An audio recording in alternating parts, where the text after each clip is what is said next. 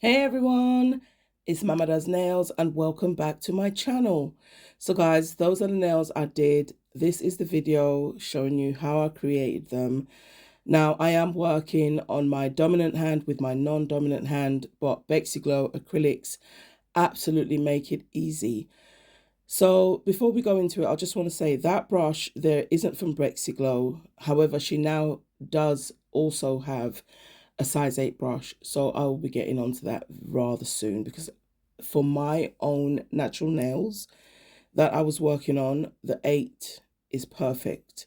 So the 10 I always struggle, but this was just like, oh, there was a little area or two, but we did what we had to do. So I'm going in with Bexyglow's Crystal Glow, which is their clear. And that's just because of, the colors you can see.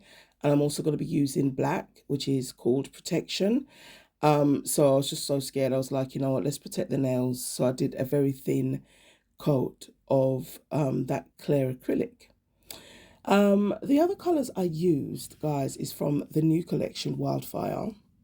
I used Phoenix. I used Sahara, Maple, and Inferno. So it's such a vibe. You will see in the video, this one I'm doing here, I'm using maple. So many maple leaves. Guys, honestly, one thing I can tell you, I mean, there's so many things, but one of the things I can tell you about Bexyglow's acrylic glitters, there's so much, but it's not that it's too much. You still have acrylic in there. But this is what I feel. Low key, you have that much because sometimes when you are trying to pick up, like I was, one leaf, I mean, you can end up picking five, right? So that's why you need lots. Anyway, so guys, I was gonna speed it up, but then because I had a story time for you, I thought let's just leave it to play because then I can just talk. Now, hopefully, I can tell my story in this time, and it is spooky season. So I have saved this story up for a while and I have shared it with a few people that I know.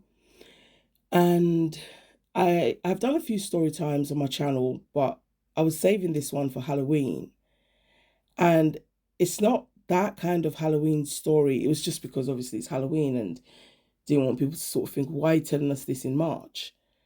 But anyway, please bear with me because I'm going back at least, I would say probably nearly 20 years, right?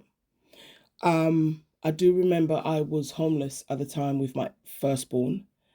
So we had to we were trying to get a hostel because I think I was at my mum's and it was just time to move on, right? So the process is you have to go to the homeless and then you go from there. Now, I didn't think or know that they would place us in a hostel, but that's what happened. So the night before they gave me the key, I had been waiting in that place the whole day.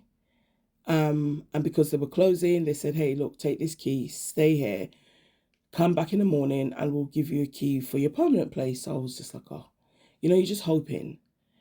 Um, so I sent my eldest anyway. He went back to my mum's and said, like, you know what? I'll stay here on my own.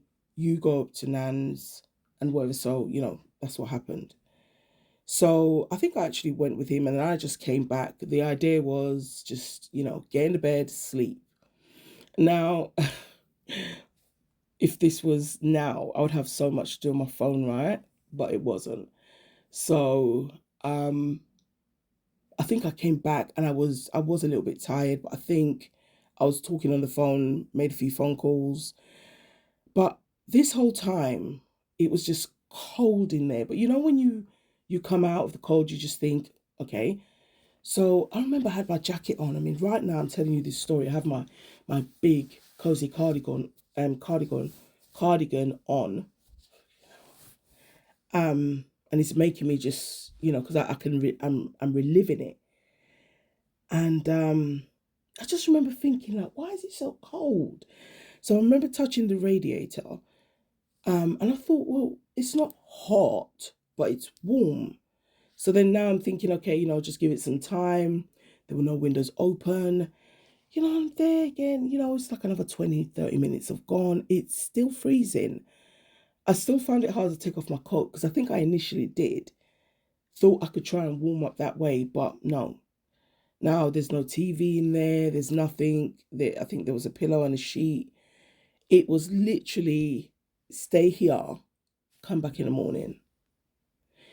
So it's not like I don't think it wasn't supposed to be cold, but to tell you the truth, inside the building was warm. So I remember, I think I came out of the room, tried to look around, see if there was any member of staff, but this particular hostel didn't have anyone there overnight. So I was like, okay. So I looked around, there was nobody to talk to. It was late. So, I went back upstairs, went into the room, shut the door, and now I can see, like, like the cold breath coming out my mouth. So I'm just thinking, no, this is crazy. So I said my goodbyes and all that good stuff on the phone. And I remembered thinking, okay, let me just try and get to sleep. Well, let me tell you about how that didn't happen. I was so uneasy. I think mostly because I was so cold. And I'm just seeing this cold air like coming out my mouth. I'm like, why is it so cold?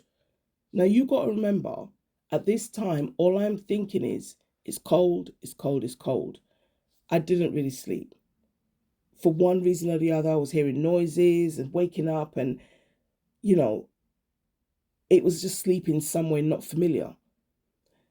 It was about 6 in the morning, and I was like, I can't take this anymore. I left. I think I went to McDonald's, got something to eat, and the place opened at 8. So I just hung around and then went back in there. Fast forward now to the end of that process, and they hand me the key, and it's to the same place I literally just came from. But I noticed it was a different number. Again, at this time, I'm not thinking anything. I'm just happy it's not that room because I'm thinking that room's just too cold. Plus, I had a child with me, so they said it would have to be something bigger, like a unit. So I've picked up the keys. Fast forward, myself and my son, we've moved our stuff in. On the floor we were on, there was only one other family, and I think they had a bathroom in their room because they were like a family. There was a man in there, so there was like a mum, a dad, and kids. But for me, I had my own kitchen, but the bathroom on that level I had to share, but there was no one else on the level, so literally it was mine. So, I cleaned it, I cleaned the toilet, I had a bath mat and everything on the floor, candles. It was just like, I'm living. Like, it is a hostel, but your nightmare is you're gonna have to share with some unsavory people and they can do what they want to do, right? So, that's our living condition for a few months. And in fact, the people next to us, they moved. And I remember thinking, oh, I wonder who's gonna come in. No one came in that room. So we were still living, had our bathroom and all that good stuff. And then a family did move in. It was a lady and her 2 kids, a boy and a girl. I don't know their ages exactly, but at the time, I would say the girl was a bit older than the boy, maybe by a year or two. So these 2 kids, I would say maybe 7 and maybe 9. And I'm saying that because my son was about 9 at the time, and they just seemed around the same sort of age. It was primary school age. So, you know, we didn't we weren't friends or anything, but we were courteous to each other, see each other in the morning, say hi. Now she was going and leaving around the same time as myself and my son. It was around that 8 o'clock mark. So we'd see each other coming out the room, hey, bye, whatever. And as I said, no problem. Now they had to share the bathroom. And again, she did her thing. we didn't have to set a schedule. It was pretty just when I go in there now, rather than leaving my mat and all my things in there, I had to now, take it in there as and when I was going to use it. And I did the same with the bathroom mat. I think the only thing I did just leave on the floor was the toilet mat. I actually think I left that there because I wasn't going to pick that up and back and forth. Do you know what I mean? But the bath mat, definitely. So, again, she was there. I would say probably about 2 months past. Still just the two of us there on the level. Um, and then that's when everything just went to hell. Honestly, when I mean it just went from everything was fine, and then it went to hell. So the first time this happened, the situation I'm about to tell you, I thought I was being pranked. Woke up in the morning, trying to get my son ready for school, and I've gone into the no, I think he went into the bathroom first. And I just heard him saying, "Mom, Mom, Mom." So I've come running. And the smell, I stopped at the door. I was like, what the? And so I've opened the bathroom door. And when I tell you, there was feces all over the toilet, everywhere, like on the seat. So I looked at him. I was like, what happened? He's like, I don't know, Mom. I just came in here. It was like this. So, when you like think, oh my gosh, I don't want to have a conversation with this woman. This, not about this. And I'm being honest with you, I didn't. I cleaned it. Call me stupid, call me a fool, I don't know, but I cleaned it. My child's got to get ready. It's the morning, we've got to go to school, so I cleaned it. The evening of that same day, I heard some movement. So now I'm thinking I'm going to play detective because I'm going to find out who did this. And it's better to catch them in the act. Because another reason why I remember not knocking on her door was because, hey, I didn't see who went in there. The door didn't have a lock from the outside, meaning it's a hostel, communal. Anyone can go in there, even though it's on our floor and it's literally meant to be for me and her family. But technically, anyone could go in any toilet, right? So now I'm thinking, is someone in this place doing this? So now I start to play detective. When I tell you one night, I sat by that door. I moved my chair to be by the front of the door because the bathroom was literally there. Let me just tell you how there is no way a living soul could go into the bathroom and I not know. That's how close it was. I sat there, I listened till I all fell asleep. The morning came. Because it was quiet and didn't hear anyone, I thought everything was okay. More feces. And now it's on the floor. It's smeared by the bathroom, by the bathtub. So I was like, oh no, this is just like, are you for real? Again, am I being pranked? Now, I'm not in a rush to clean this right now because I'm just like, bro, I've already done it once. I'm not going to do this. So I went to go find one of the hostel wardens, couldn't find them. And instead I saw this lady, she's been living there forever. So I was just saying to her, like, do you know where the caretaker is? Is there anyone in charge? Because I need to speak to them about my bathroom. And she was just like, oh no, there's no one. She's like, oh, what floor is it? And I said to her the floor. She goes, oh, have you heard anything up there? I said, like what? Noises or just a unnerving cold chill. And honestly, I looked at her and I was just like, no, I haven't. So anyway, left, went back upstairs. I cleaned that bloody bathroom again. I am being honest with you because now this woman, let's just go into this bit. How she looked, and I'm not judging, I'm not saying that people who look like that can't do that, but I'm just saying her kids were always clean. They were always on time. They were always dressed. The girl's hair was always done. The boy's hair was always brushed. They were neat. So now I'm thinking these are the same people who's doing that. Whereas there is, all these other people living in this building that I don't know. So for that reason, I still didn't go to that woman's door. And boy, was that a blessing in disguise, honestly. Sometimes, when your instinct tells you something, listen. So, I've left that. I've done the whole detective thing again, still nothing. Woke up in the morning, it was just becoming more and more. So now we're at a point, we're bathing in the day because it seemed like it was overnight. I even put a lock. My dad actually, may his soul rest in peace, helped me. And we did this lock. It was just like a little catch and you could put a little padlock.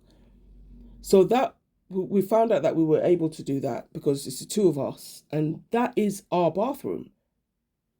And I think we left her a key under the door. I didn't knock, but I think we left her a key under the door. But anyway, the people that run the place knew this. Then one day I came back and the lock was broken. So I'm thinking, like, what is this? Like, I would hear doors slam and open it and run out there and don't see anyone. Don't even see their door move. And when you start to think, hold on a minute, are they ninjas? Because at this point, I'm not even going to lie, I have not seen them for some time. So you see, this whole time this is going on, I can honestly tell you, if this woman and I had been walking past each other on the step, I wouldn't have been able to contain myself. I would have said something. But I just never saw her. So I started thinking, okay, so you doing this, and now you're avoiding me in the morning because she had a little boy. And then one day, I heard the door. Because that's how I was living now. I can honestly say this was affecting me and my son, our mental health. We just weren't sleeping.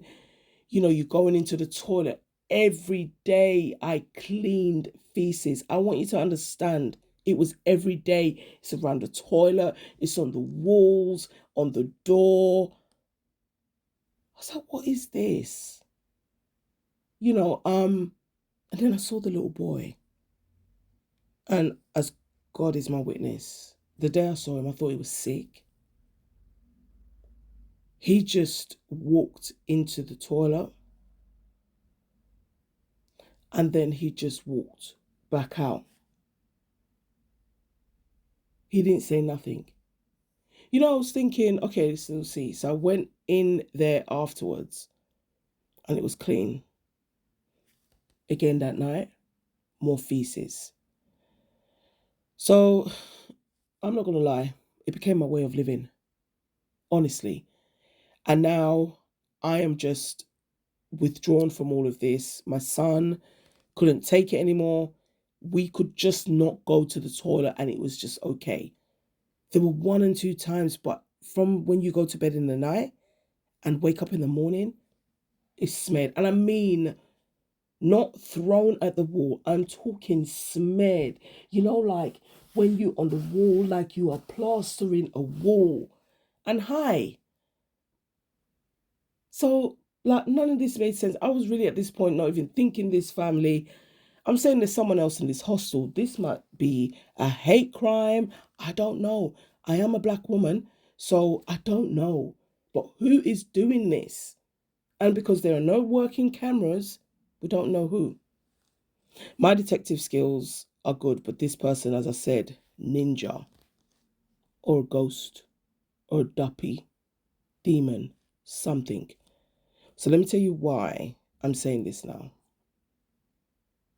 Because I haven't seen this woman and her kids for a long time. I don't even know if they're going to school. Now, during the day, it's quiet. Then at night, there started to be all this banging. When I mean banging, banging, like the walls banging, but then open the door, the hostel's quiet.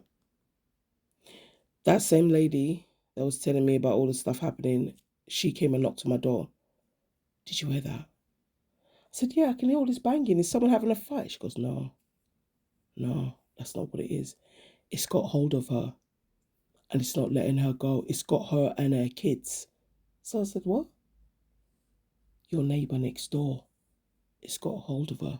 And then she just left. Now, my son's in the bedroom and I'm telling you, he heard that. He heard it. And he's like, oh, Mum, what does she mean? Honestly, I don't know. I just remember closing the door and shutting it. And I just thought, I'm going to bed because I've probably got poo to clean in the morning. Now, after this lady had come to me, must have been about 2 weeks after that.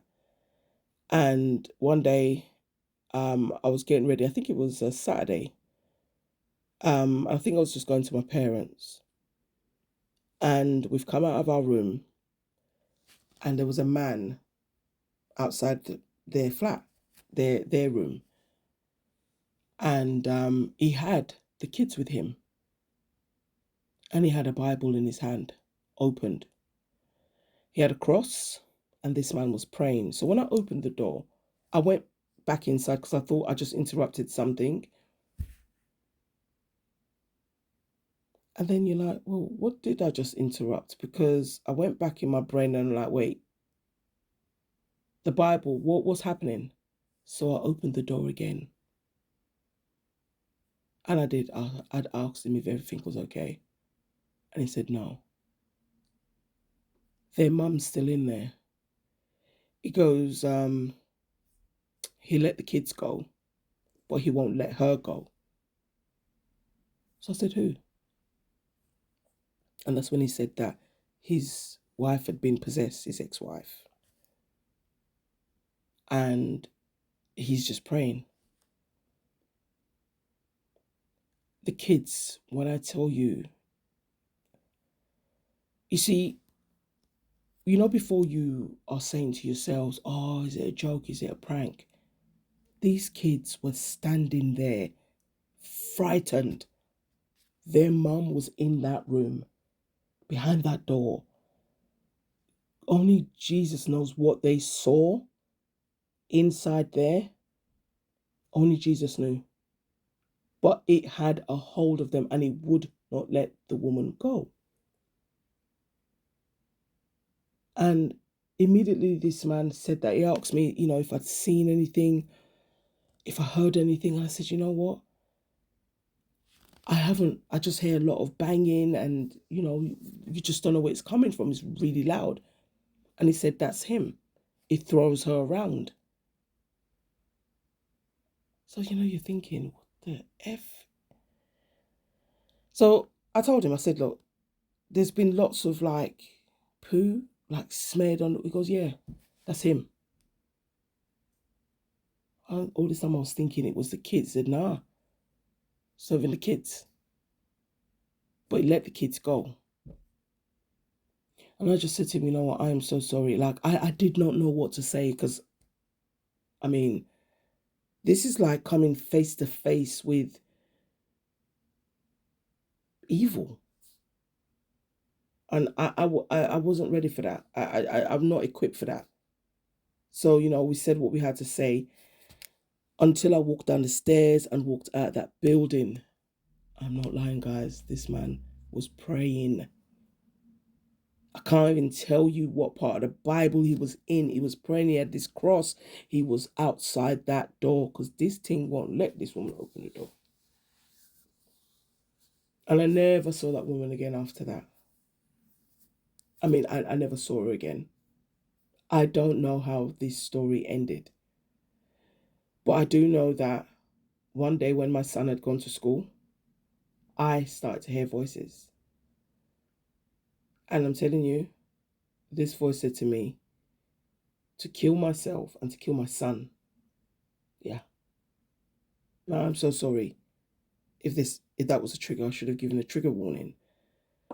I will put a little writing. But yeah. And I wasn't on any medication, you're just not sure. And then it happened again in the morning, but this time I had all the cold breath coming out of my mouth. It was just like cold. that would happen randomly because we'd be sitting down watching TV, cold. We joked about it, like touch the heater and it's just, like lukewarm. It's just freezing. But yeah, I had the thought again. Kill your son, kill yourself. You'll be free.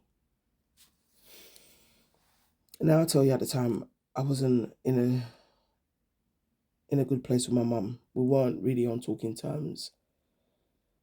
And what happened scared me so much. I mean, I can't even say what happened. The experience, honestly, I went to my dad. And he saw how panicked I was. And I said, please, Dad, I said, I don't know what this is, but I've been hearing voices all morning. And he's just saying to me, like, literally, all I can hear is kill yourself, kill Stefan. But I don't feel suicidal. I said, does that make sense? Am I crazy? My dad didn't even argue with me. He said, look, you need to go to the house and you need to go and apologize to your mum. Go and do that now so that when I finish work, I will come and help you move your things. And so I said, okay. So I went there and I apologized for something I didn't even have to apologize for. I apologized for something I didn't even know I did, apparently. You literally, I would have done anything I needed to do at that point to get the hell out of that place. So I said my sorry. I let my mum talk to me anyhow. She wants to talk to me because I have a child. And so, I explained it to her. And I think what happened is my dad had already called her to tell her that I was coming. Not like there, but I was coming to stay. So that's why he was telling me to go immediately and make the apology. And he did as he said. After work, he came, and I was only in a hostel, so we only had bags, really. Didn't have no furniture as such. It was just possessions, our own, private or personal possessions. And we moved out of there. I mean, obviously, I never heard the voices again. And when I got to my parents, I literally, made another application. And I told them the reason why, that the place literally made me suicidal. And I mean, it's one of those things that I don't know. I can't explain that experience, but I'm telling you, there's what I felt. There's the whole issue with the toilet. But for me, even for me who was there, it was the man. When I saw him outside that door praying that day, I knew. And then I remembered what the woman in the place had said. So I don't know what was there or what wasn't there. But what I can tell you is there was something, whether it was some kind of entity, whether it was an energy, but there was something evil there. And I pray that that family are okay and they managed to get their mum out safe. But I'm telling you, the man said that the woman changed. She wasn't bathing, she wasn't combing her hair, she was hardly eating. And where I'm from, like, my great grandma said that I'm special. That people would always try to attack me or to take me down, but it won't work. And, I don't know if that had anything to do with it, but remember, I was in the room literally next to that room the first night. And then they still put me on that same floor. And then with all the stuff happening, am I the one that's supposed to confront the devil or the demon or whatever? No. But I said, like, I didn't feel anything again after that. I didn't have that thought. It didn't come over me again. So, yeah, guys, I just thought I'd share that experience with you, share that story with you, because that happened, like, IRL. It definitely did. I can just breathe now. So yeah, guys, after all of that, we're back to the nails. And as you can see, these are all my colors I've got here. The nails I'm doing, I thought I'd incorporate for my, was it day 28, which I think was pumpkin. So I thought, okay, now this collection does have a lot of beautiful colors that just really reminded me of the pumpkin. And then I used black, which is protection, and that's from another collection. And then just use some of the glitter. I really wish my nails were longer because it was so hard. Every time I picked up a bead, there was just so much. I was like, I don't want to waste it. So even the way that I ended up doing the nails was just more because I wanted some of the glitter to show. But this is my right hand. I am right-handed. So I am doing the whole work with my non-dominant hand. So that's why I'm holding the brush like it's a pencil. It's just weird. But I am going to play a little bit of music now and just let you watch the rest of the video. Thank you again, guys, for listening to my story time, which was not a story. Look at me looking behind myself. It was real. It happened. Like, I experienced it. My eldest son experienced it, and he remembers. We always talk about it now and then. So, yeah, I thought I'd share that with you. Trust your gut. Follow your instincts, guys, because honestly, there's a reason why we have it, honestly. Anyway, I'm going to play a little music and then speed it up a tiny little incy-wincy bit.